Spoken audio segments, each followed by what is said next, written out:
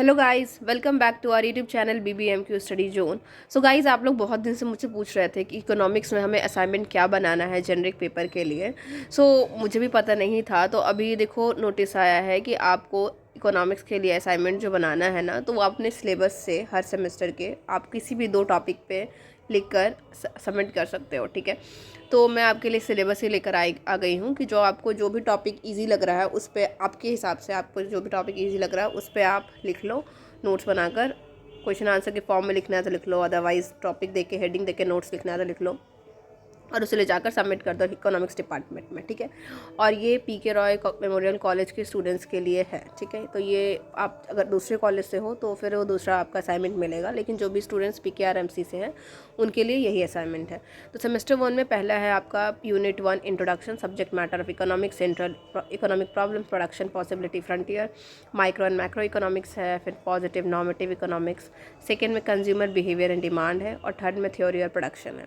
तो इन तीनों टॉपिक, यही 3 टॉपिक आ रहा है। इसमें से आपको जो भी 2 टॉपिक इजी लगते हैं उस पर आप नोट्स बनाकर सबमिट कर दो। एक फाइल में डालकर चारों सेमेस्टर का अपना roll number, name, college name, university roll number, ये सब लिख कर उस पेपर में और उसे सबमिट कर देना आप डिपार्टमेंट में जाकर। तो चलो हम सेमेस्टर 2 का देख लेते हैं।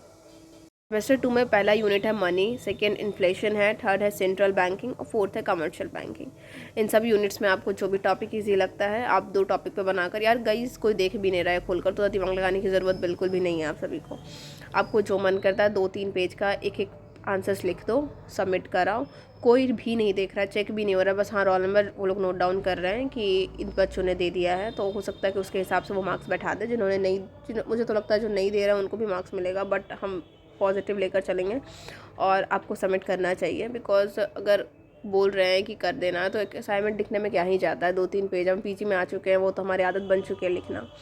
तो आप बनाकर ज़रूर से ज़रूर सबमिट कर देना, और उतना टेंशन मत लेना कि 10 पेज का लिखना है, 7 पेज का लिखना है, जैसा आ रहा है लिख कर बस सबमिट कर दो। ठीक है, उसके बाद आते हैं सेमेस्टर 3 पे। सेमेस्टर 3 में पहला यूनिट है theory of cost and revenue, second है मार्केट स्ट्रक्चर, थर्ड है फैक्टर प्राइसिंग।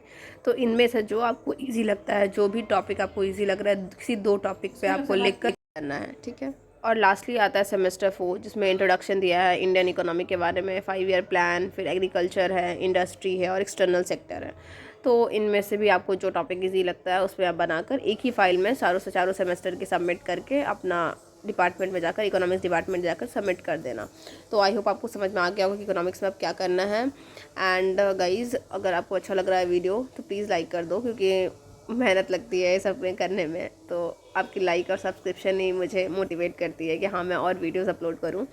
सो सब्सक्राइब कर देना चैनल को, एंड थैंक्स फॉर वॉचिंग।